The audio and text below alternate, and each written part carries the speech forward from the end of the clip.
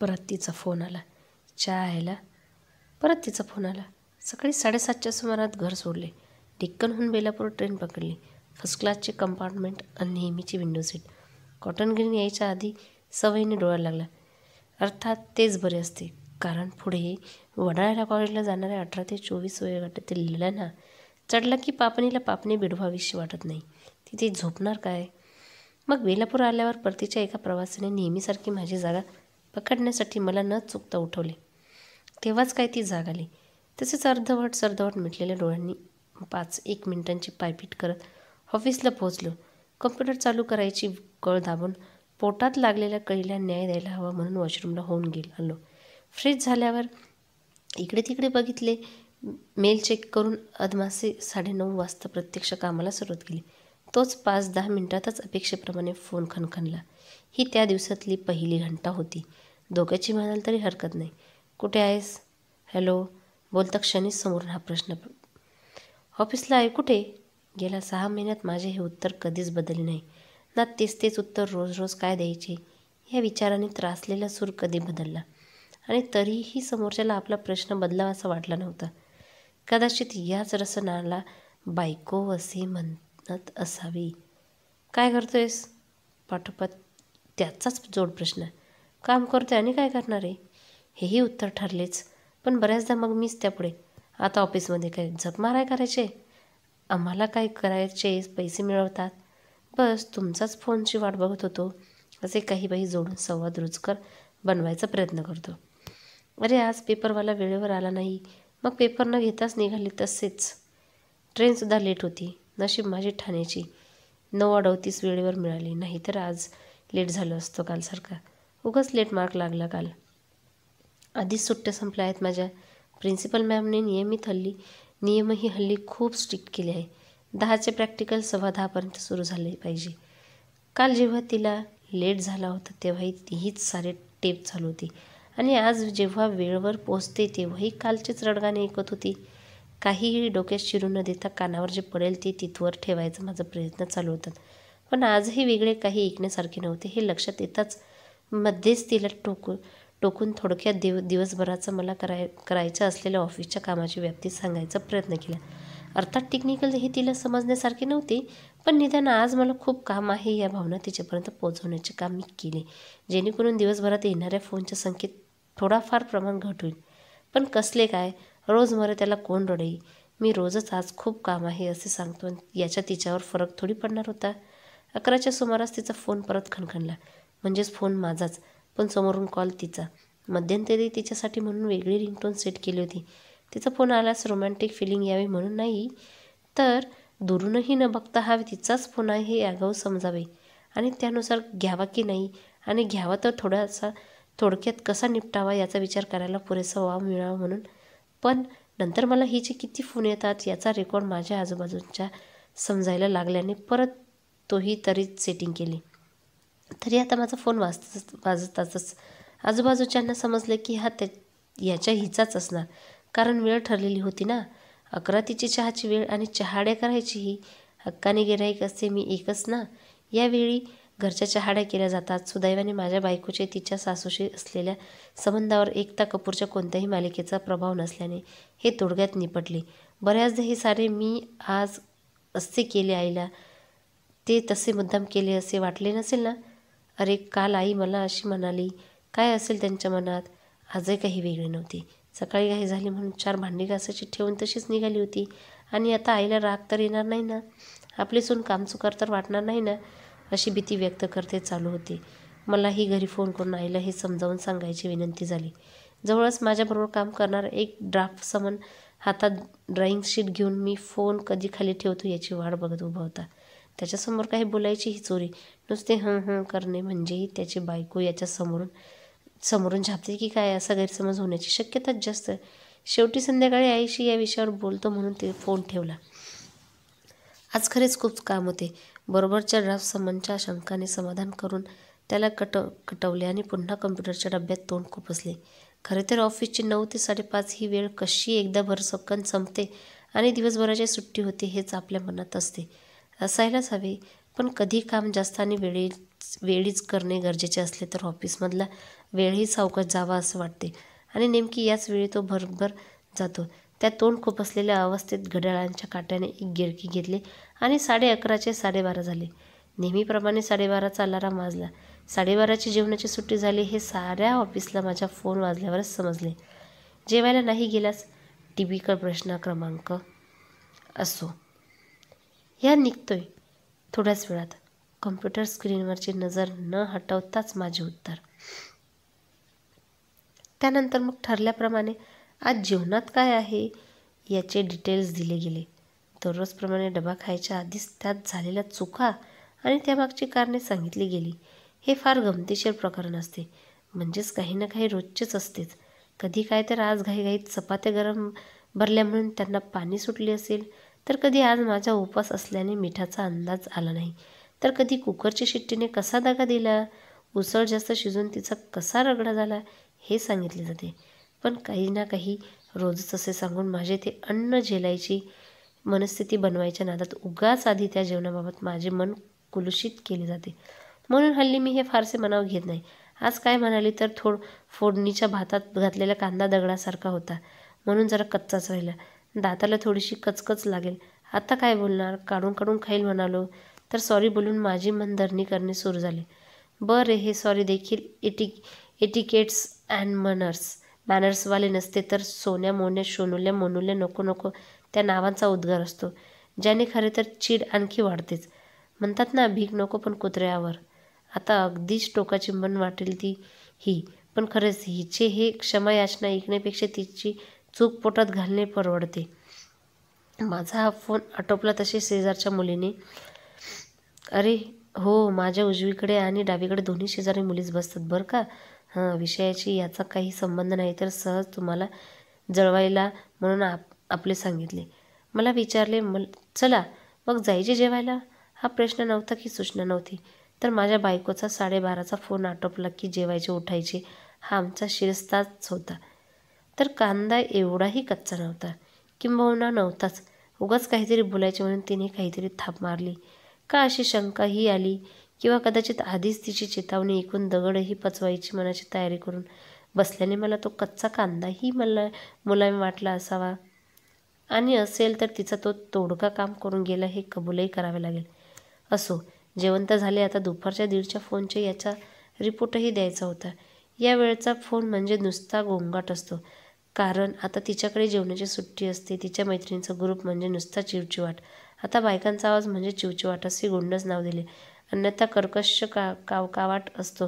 2 घासांमध्ये एखादे वाक्य बोलतात की 2 वाक्यांमध्ये एखादा घास खातात की बोलताना तोंडाची जी हालचाल होते त्याचाच वापर करून तोंडातील घासाचे चर्वण केले जाते देव जाणे. पण पार्श्वभूमीला त्यांची अखंड बडबड कानावर पडत असते. आमच्याने एकदा स्वतःच्या 2 घास खाऊन जेवण नक्की कसे झाले याचा अंदाज घेतला की मग मला फोन लागतो. जेवण कसे झाले होते? अमिताभच्या कौन बनेगा करोडपतीमध्ये करोड रुपयांचा प्रश्न. सर्व लाईफलाईन संपलेला आणि कोणताही पर्याय निवडला तरी हमखास चुकणार याची खात्री असलेला, तरीही खेळ सोडून जाण्याचा पर्याय नसलेला प्रश्न. माझे उत्तर क्रमांक 1, मस्त झाले होते. सर्वांना आवडले. तुझी बायको खूप मस्त जेवण करते असे म्हणाले सारे. तिच्या पाककलेच्या स्टँडर्डचा विचार करता जेव्हाही ती ठीकठाक जेवण बनवते तेव्हा माझ्या तोंडातून अशीच प्रामाणिक प्रतिक्रिया बाहेर पडते. यावर तिची प्रतिक्रिया, मस्करी करतोयस ना माझी? एवढे पण काही खास झाले नव्हते. पाठीमागून थंड उसासा. स्वतःच्या पाककौशल्यावर केवढा हा विश्वास. माझे उत्तर क्रमांक 2, भाजी बरोबर नव्हती गं, जास्त खायला नाही झाली. 2 चपात्या गेल्या. खरंच केवळ 2 चपात्या खाल्ल्या असल्याने आणि 2 डब्यात तशाच शिल्लक असल्याने अर्धतप उपाशी पोटातून खरे काय हे बाहेर पडतेच. यावर तिची प्रतिक्रिया, मी सकाळी उठून एवढे मेहनत करून बनवते आणि तू मात्र. पुढचे आवाज कुठून तरी दूरवरून आल्यासारखा मी ऐकतो. माझे सुवर्णमध्य साधायच्या प्रयत्नात दिलेले सावध उत्तर, हां ठीक होते. संपवला पूर्ण डब्बा. यावर विस्फोट, बस ठीक होते? ठीक आहे मग. आता तुम्ही म्हणाल यात कसला विस्फोट? हे तर आता आयुष्यात एक तरी बाईचा जवळून अनुभव घेतलेलाच ओळखू शकतो की यांच्या मौनात केवढे रौद्र वादळ दडले असते. अशा वेळी मग फोन ठेवायच्या आधी तिने काहीतरी नेहमीसारखी किटकिटच करावी असे वाटून जाते. आणि हो, या वेळच्या फोनच्या संवादामध्ये काही बिनसले तर चालू होते एक मोबाईल मेसेजेसची मालिका. कधी नुसतेच खडूस तर कधी रिअली रिअली हेट यू पासून माझ्याशी परत कधी बोलू नकोस पर्यंतची धमकी सत्र. आज कच्च्या कांद्याबद्दल काय बोलायचे हा प्रश्नच होता. पण माझे नसीब पक्के होते जे तिच्या डोक्यातून कच्चा कांदा निघून गेला होता. अन्यथा काहीही तिच्या मनाविरुद्ध बोललो असतो तर तिने मला कचाकच खाल्ला असता. 3:15 वाजले म्हणजेच माझी दुपारची चहाची वेळ झाली. तसा जागेवरच येतो चहा, पण काम तेवढ्यापुरते थांबवले जाते. वाटले आता हिला फोन करावा आणि तिला जे काही बोलायचं असते ते आत्ताच बोलायला वेळ द्यावा, म्हणजे नंतर कामाच्या वेळी हिचा फोन येणार नाही. पण हा असा साधा सरळ हिशोब नसताच मुळे. एकदा 4 वाजले की हिचे संध्याकाळचे लगातार फोन सत्र सुरू होते. ते ऑफिसमधून निघेपर्यंत चालूच राहते. प्रत्येक फोनमध्ये एकच ज्वलंत प्रश्न विचारला जातो आणि तो म्हणजे काम कधी संपणार आणि कधी निघणार. रोज संध्याकाळी मी तिला वाशी स्टेशनवरून पिकअप करतो असे आमचे रुटीन आहे, म्हणून मी माझा असा पिच्छा पुरवत असते. माझे ऑफिस 5:30ला सुटत असले तरी 5:30च्याच टोलला निघणे आम्हा इंजिनियर्सच्या नशिबी असे कधी नसतेच. काम काय आहे आणि किती शिल्लक आहे यावर रोजच्या रोज निघायचा टाईम ठरतो. कधी 4ला अंदाज येतो तर कधी 6 वाजले तरी अजून किती थांबावे लागेल याचा पत्ता नसतो. त्यामुळे 4, 4:30, 5, 5:30 असे दर अर्ध्या तासाने हिचे अपडेट्स घेऊन चालत असतं. कधी मी कामात व्यस्त असतो तर कधी एखादी आकडेमोड अर्ध्यावर आली असते तर कधी बॉसच्या कॅबिनमध्ये असतो. कधी कधी मलाच लवकर जावेसे वाटत असते पण कामाच्या रगाड्याने लवकर पळता येत नाही म्हणून हैराण असतो. अशा वेळी अचानक तिचा फोन आला की म्हटलं की तरी कधी सटकतेच. आजही तेच झाले. उगाच डोके नको खाऊस यावर 7 आधी मी नाही निघू शकत असे बोलून खटकन फोन कट केला. थोडा वेळ शांत झाल्यासारखी वाटली. नाही म्हणाले तरी चुकल्यासारखे वाटले. क्षणाला वाटले की परत उलट फोन करावा, पण नकोच. कामही तसे खूप होते आणि फोन करूनही फायदा कितपत होईल याची खात्री नव्हती. ती समोरून मौन व्रत धारण करणार आणि फोनचे मिनिट फुकट चालू राहणार. अशा वेळी आपण संयम दाखवणे गरजेचे असते आणि मी नेमका त्याच मनस्थितीत नव्हतो. म्हणून विचार केला की त्यापेक्षा आधी ऑफिसचे काम उरकून घ्यावे आणि संध्याकाळी प्रत्यक्ष भेटूनच काय ती समजूत काढावी. सोबतीला एखादे डेअरी मिल्कचे चॉकलेट किंवा 1 प्लेट पाणीपुरी पुरेशी होती. जर त्यानेही काम झाले नसते तर मग वॉशी स्टेशन बाहेरच्या केक शॉपमधील पेस्ट्रीचा वार नक्कीच खाली गेला नसता. संध्याकाळी काम संपेपर्यंत 7चे 7:15 झाले. फोन चेक केला तर ना तिचा मिस कॉल ना मेसेजेस. म्हणजे बाईसाहेब जाम रागावलेल्या दिसल्या होत्या. बराबर टेबल आवरले, कम्प्युटर बंद केला, फ्रेश होऊन आलो आणि बॅग खांद्यावर लटकवून ऑफिसच्या बाहेर तिला फोन लावतच पडलो. गालावर खळी, डोळ्यात धुंदी. वाट पाहते मी एका इशाऱ्याचे. पूर्ण गाणे ऐकवून फोन कट झाला, पण समोरून काहीच उत्तर नाही. वैतागलंच. पुन्हा फिरवला, पण पुन्हा तेच. अख्खे गाणे वाजले, पण फोन काही उचलत नव्हती. कदाचित राग जरा जास्तच आला असावा. म्हणजेच नुसतीच रुसली नव्हती तर थोडीशी चिडलीही होती. तर 5-6 वेळा फोन करून झाला. मग मोठ्या धीराने दिल पे पत्थर ठेवून तिला आय एम सॉरी असा मेसेज केला. थोडा वेळ झाला तरी काहीच रिप्लाय नाही. पुन्हा फोन केला तरी उचलला नाही. मग आता एक मेसेज ऑलरेडी केलाच आहे तर लगोलगच आय लव्ह यू सुद्धा पाठवले. मीच नेहमी असेच मेसेज पाठवते. तुला काही पडलेच नसते अशी रड नाही तरी तिची नेहमीच असते. माझ्याकडून असलेले मेसेज बघून कदाचित तिचा राग निवळण्यास मदत होईल. पण कसले काय. तरीही अप्लाय नो रिप्लाय चालूच होते. एव्हाना मी बेलापूर स्टेशनला पोहोचले होतो. ट्रेन येण्यास अजून वेळ होता. प्लॅटफॉर्मवरच्या बाकड्यावर बसून पुन्हा तिला नाद लागल्यासारखा फोन लावत होतो. दुपारी 4 वाजल्यापासून तिच्याशी काही कॉन्टॅक्ट झाला नव्हता. एवढा वेळ तिचा आवाज ऐकल्याशिवाय राहण्याची सवय नव्हती. टेबलावर फोन ठेवून इथे तिथे कामानिमित्त किंवा वॉशरूमला गेला असेल म्हणावे तरी एव्हाना परत तिने जागेवर यायला हवे होते. मुळात एवढ्या उशिरापर्यंत ती कॉलेजमधल्या थांबण्याची शक्यता कमीच होती. तिचे कॉलेजच्या 5:05ला सुटते. माझ्या अंदाजाप्रमाणे आणि तिच्या नेहमीच्या सवयीप्रमाणे ती कॉलेजमधून फार तर फार 6लाच निघून वॉशी स्टेशनवर माझी वाट बघत बसली असावी किंवा थोडी उशिरा निघाली आणि ट्रॅफिकमध्ये फसली तर रिक्षांमध्ये असायलाच हवी. कोणत्याही स्थितीत फोन तिच्या जवळच असणारच. त्यामुळे उचलायला का हवाच. जो फोन घेऊन ती दिवसभर मला सतत पिटत असते त्यापासून ती दूर कितीशी राहणार होती. तिच्या रागालाही मी गेले 1.5 वर्षापासून ओळखत होतो. माझे मेसेज बघून तो निवळून तिच्याकडून प्रतिसाद अपेक्षित होता. 2-4 दिवसापूर्वीच तिने विषय काढला होता की तू ऑफिसमध्ये उशिरापर्यंत थांबतो तेव्हा स्टेशनवर तुझी वाट बघण्यापेक्षा कॉलेजमध्येच माझे PhDचे काम करत थांबत जाईल. पण कॉलेजमध्ये 6 नंतर सारे निघून गेल्यावर सामसूम वातावरणात थांबणे सेफ नसते असेही काहीसे म्हणत होते. आज मी उशीर होणार आहे हे कन्फर्म सांगितल्यावर कदाचित थांबली असावी. आणि नाही, काही नाही. ती सर्व गेल्यावर नक्कीच निघाली असावी. पण मग फोन का उचलला नव्हती? रिक्षा तर कुठे उलटली नसावी. गेले 2 आठवडे सारा हायवे खोदून ठेवला आहे. त्यामुळे अशा तुरळक घटना घडल्याही आहेत. पण अपघात झाला असता तर आजूबाजूच्या कोणीतरी फोन उचलून सांगायला हवे ना. फोन बंद नाहीये त्या अर्थी कोणी तो चोरलाही नसावा. नाहीतर चोरट्याने लगेच स्विच ऑफ केला असता.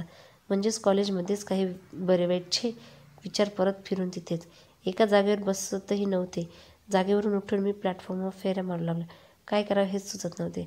अचानक तिच्या बहिणीची आठवण झाली. अरे हो, तिचे माहेरही वाशीलाच होते. पण जवळ असूनही माहेर वरचे वर जाणे ती टाळते. आणि त्याही स्थितीत फोन का उचलत नाही याचा संदर्भ लागत नव्हता. तरी तिच्या बहिणीला फोन लावायचे ठरवले.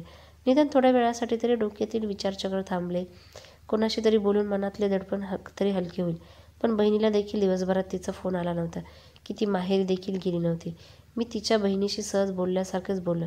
माझ्या मनातील शंका मला तिच्या डोक्यात घालायच्या नव्हत्या. पण आता पुढे काय? तिचा शोध कसा घेणार? एवढ्यात पोलिसात जाण्याचा विचार करण्यात काही अर्थ नव्हता.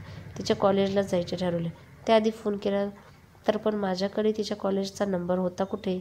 कॉलेजचा काय, साधा तिच्या एखाद्या मैत्रिणीचा नंबरही मला स्वतःजवळ असण्याची कधी गरज भासली नाही. ती माझा नंबर काही कारणांमुळे लागला नाही तर माझ्या ऑफिसच्या फोनला दणाणून सोडते. तोही नाही उचलला तर माझ्याबरोबर काम करणाऱ्या मित्राला लावते. आणि मी मात्र स्वतःच्या हलगर्जीपणाचा राग येऊ लागला. ट्रेन आली तसं यांत्रिकीपणे याच विचारात आत चढलं. आत बऱ्यापैकी खाली असूनही तिथे दाराजवळ उभं राहिलं. दर स्टेशनला फोन फिरवत होतं. सारा वेळ आशेनेच त्या फोनकडे नजर लावून होतं की आता अचानक तिचा फोन येईल आणि मी तिला एवढा वेळ फोन का उचलत नाही, कुठे कडमडायला गेली होतीस म्हणून मनसोक्त ओरडून घेईल. पण चायला तिचा फोन का येत नव्हता. स्टेशन मागून स्टेशन जात होते.